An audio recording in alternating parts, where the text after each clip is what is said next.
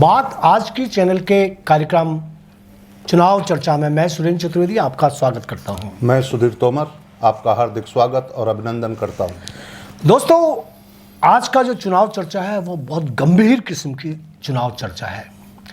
आज जब चुनाव चर्चा कर रहे हैं तब गृह मंत्री अमित शाह अजमेर पधार रहे हैं, जो रोड शो करेंगे और देवनानी और अनीता बदेल के पक्ष में चुनाव सरिता बहाएंगे। एक तरफ तो चुनाव में देवनानी के समर्थन की हवा बहाई जा रही है, दूसरी तरफ ज्ञानचंद सारस्वत जो निर्दलीय खड़े हुए हैं, बीजेपी के बागी उम्मीदवार माने जा सकते हैं और इस्तीफा देने के बाद में चुनाव मैदान में डटे हैं, वो किसी तरीके से भी देवनानी जी के घोंसले में से तिनके निकालना शुरू कर रहे हैं।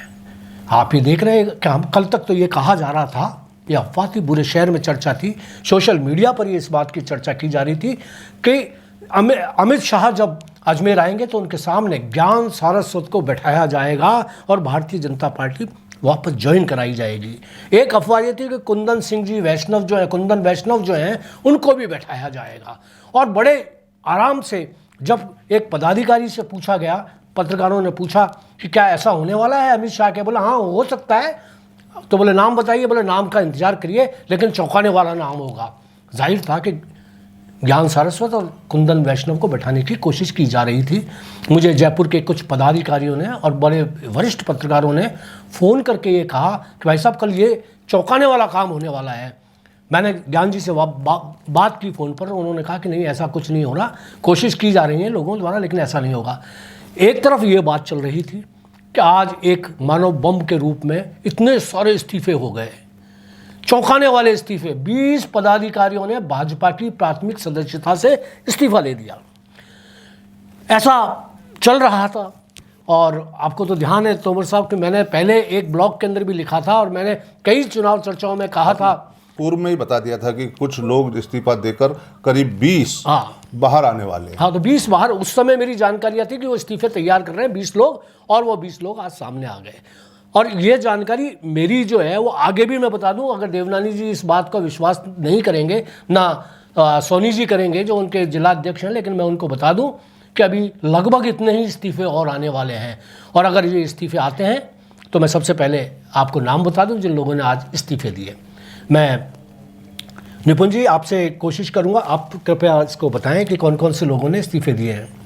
इस्तीफे देने वालों में बूथ अध्यक्ष गौरव शर्मा, जितेंद्र सेन, कमल खत्री, मनीष लोढ़ा, प्रदीप सिंह, संकेत जोशी, रोहित देवड़ा, दिनेश खटाना, अमजद खान, विमल शर्मा एवं दीनदयाल मंडल महिला उपाध्यक्ष टीना मोयल, शक्ति केंद्र प्रभारी बोराज, लविशा रामानी, मीडिया प्रभारी बीजेपी हिमांशु वैष्णव, जिला उपाध्यक्ष युवा मोर्चा मोहित तुनवाल, जिला मंत्री युवा मोर्चा विपुल गोयल, दीनदयाल मंडल से संयोजक आशीष बान ओझा बूथ प्रभारी, श्याम सुंदर जोशी बूथ महामंत्री, नरेश कुमावत बूथ प्रभारी बूथ, भरत कुमार बूथ प्रभारी, मुकेश शर्मा बूथ महामंत्री आदि लोगों ने इस्तीफे दिए।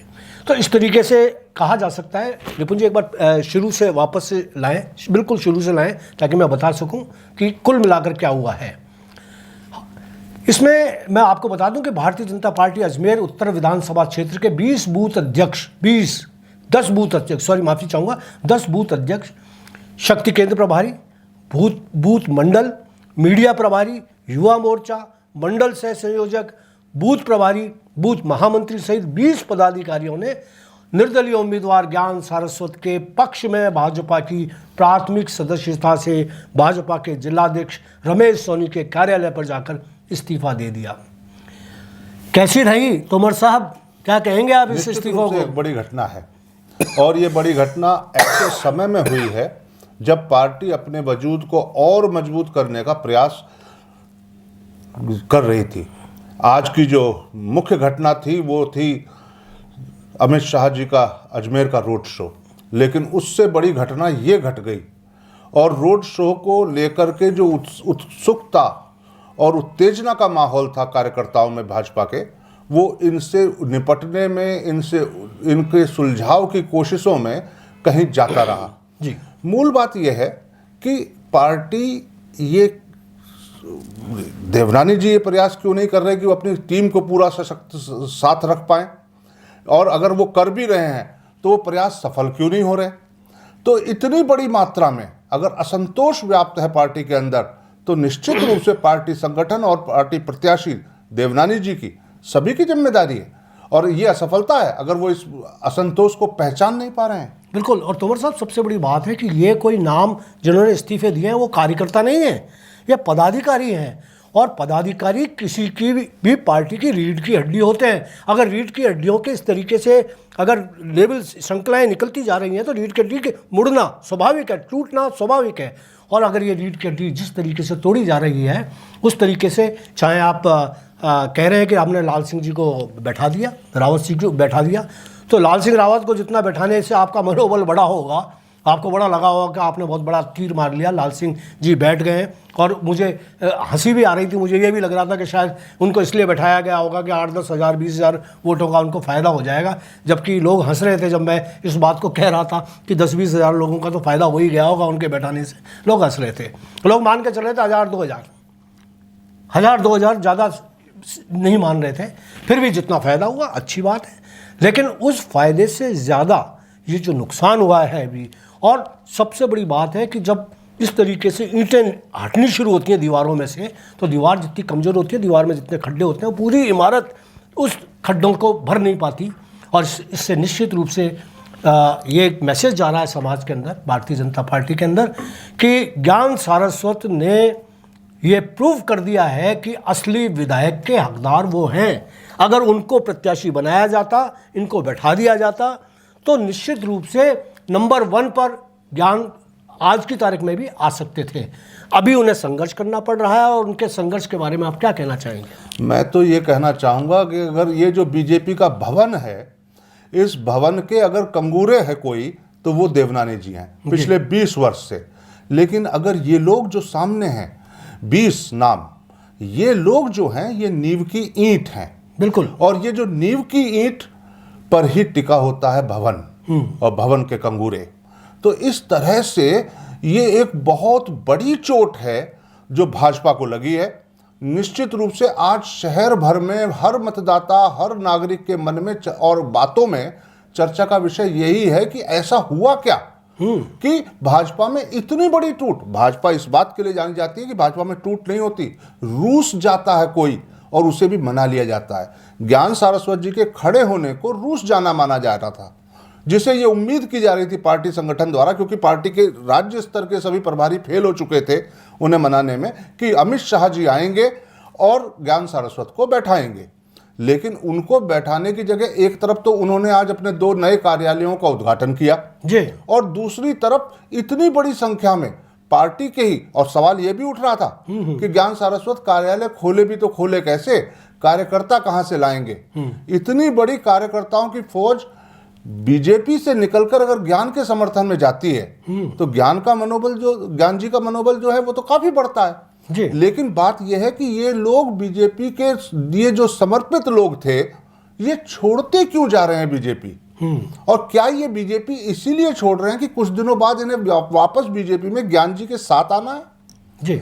तो ये इशारा किस ओर है, ये महत्वपूर्ण है। और तोमर साहब, सबसे बड़ी बात है 8 विधानसभा क्षेत्रों में, जहां मैं खुद भी लिखता आ रहा हूं कि कांग्रेस कमज़ोर पड़ रही है, बीजेपी भारी पड़ रही है। 8 विधानसभा क्षेत्र के अंदर धीरे धीरे जिस तरीके से रफ्तार बढ़ रही है, उस रफ्तार के अंदर सिर्फ अजमेर दक्षिण ही डेंट क्यों खा रहा है। अगर इस्तीफे देने होते तो जैसे ब्यावर के अंदर इंदर सिंह बाघावत, महेंद्र सिंह जी हैं, उनको निकालना पड़ा, उन्होंने इस्तीफे नहीं दिए, पार्टी ने उनको निकाला तो निकले, और आज निकलने के बावजूद भी वो ये कह रहे हैं कि हम पार्टी से बंधे हुए हैं।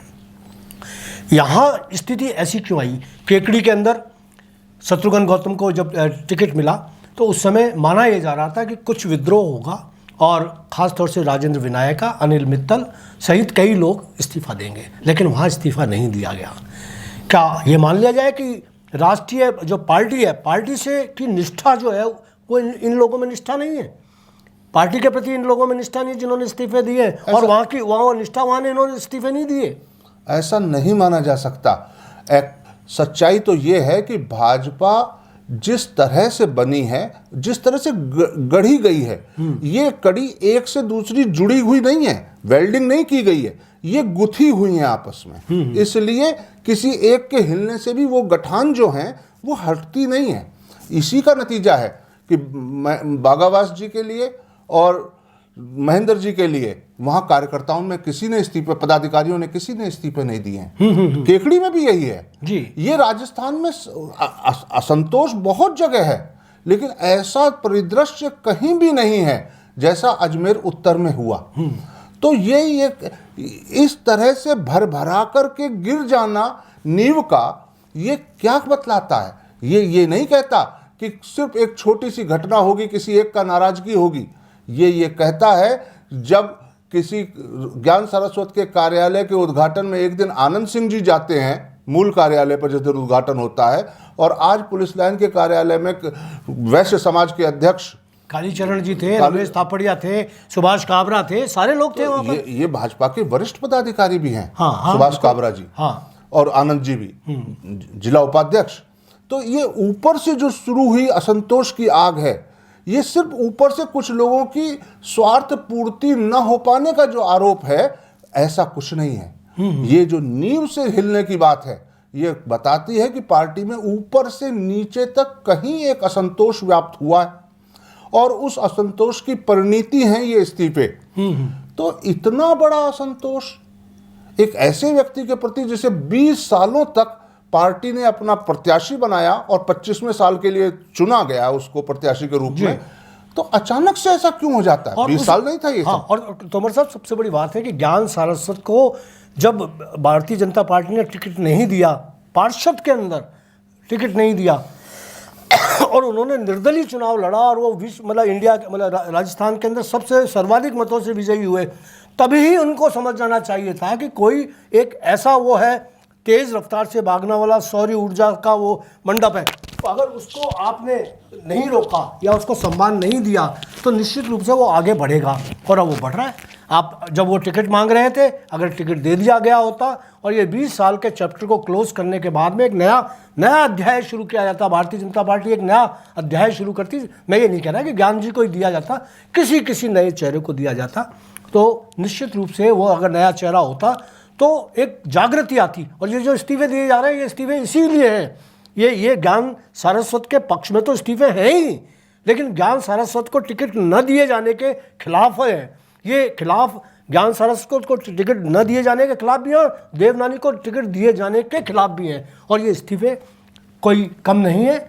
और ये निश्चित रूप से, और मुझे तो जो जानकारी मिली है, जैसा मैं पहले भी बता चुका हूँ तोमर साहब, कि अभी इस्तीफों की शुरुआत हुई है। ये आनंद सिंह जी ने जब इस्तीफा दिया था, तब दूसरे दिन जो चुनाव चर्चा हुई थी उसमें मैंने कहा था कि मुझे ऐसा लग रहा है कि ये अभी ये इस्तीफे शुरू हो रहे हैं। और सुभाष काबरा जब यहाँ इंटरव्यू देने के लिए हमारे चैनल पर आए थे, तो मैंने उनको कहा था कि देखिए मित्र, आप ये ना सोचें कि आपको निकाला जाएगा या नहीं, आपके इस्तीफे की शुरुआत हो चुकी है और अब धीरे धीरे देखना बहुत जल्दी इस्तीफे आएंगे। और उन्होंने स्वीकार किया था कि हाँ ऐसा कुछ चल रहा है, इस्तीफे हो गए।